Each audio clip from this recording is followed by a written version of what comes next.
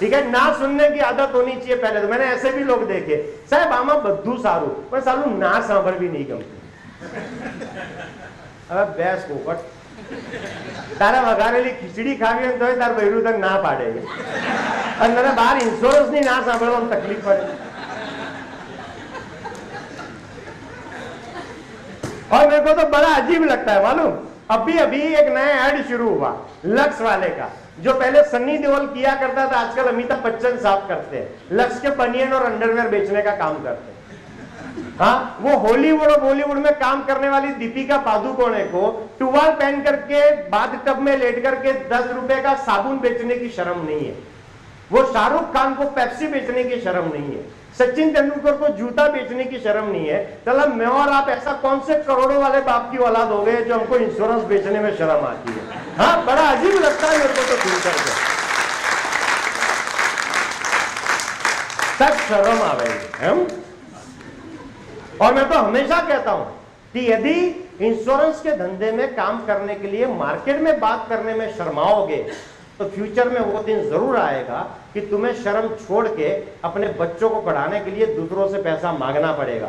वो दिन जरूर आएगा कि तुम्हें शर्म छोड़ के अपने परिवार में आने वाली शादियों के लिए दूसरों से पैसा मांगना पड़ेगा। वो दिन जरूर आएगा कि अचानक अपन ना रहे तो हमारी बीवी को शर्म छोड़ के भी घर की चौखट से बाहर निकल करके काम करने जाना पड़ेगा। यदि तुम और तुम्हारा परिवार इन शर्मों से बचना चाहते हो तो बेशर्म होकर के इंश्योरेंस बेचना चालू करो, कोई शर्म रखने की आवश्यकता नहीं है।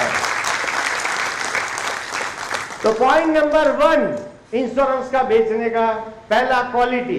और कोई डिग्री डिप्लोमा तुम्हारे पास में हो कि ना हो, एक डिग्री होनी चाहिए, डिग्री ऑफ बेशर्मी। उसमें पीएचडी करके रखना है, बिल्कुल शर्म आनी नहीं चाहिए। Are you with me? है ना, मैंने कई बार देखा वो मोची भी अपने रिश्तेदारों को बताता है कि मैं मोची नु काम चालू करूं।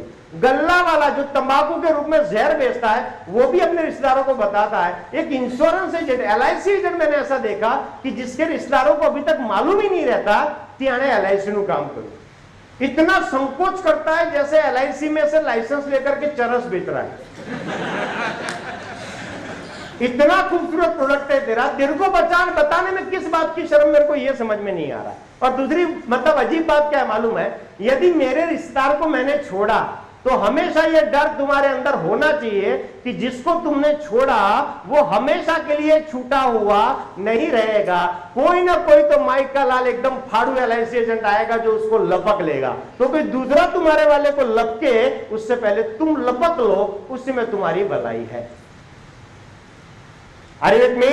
Yes. तो माय डियर फ्रेंड, ये तरीके बदलने पड़ेंगे अपने को, लोगों से मिलना पड़ेगा। और बातचीत का धंधा है, बातें करो और माल कमाओ। जब बोलने में भी कंटाला आता हो तो फिर तो हाथ पैर चलाने के लिए जिंदगी भर 60 साल की उम्र तक नौकरी करनी ही पड़ेगी। मैं तो हमेशा आजकल के जो 25-30 साल के एजेंट जब भी मेरे को मिलते हैं ना, तो मैं उनको हमेशा दिनकर भाई व्यास जैसे एजेंट का एग्जाम्पल देता हूं कि यार एक आदमी ने जीवन बदलने की जिस उम्र में शुरुआत की, पहले तो जिंदगी बदल करके रिटायरमेंट ले सकता है। 10 साल काफी है इस धंधे में।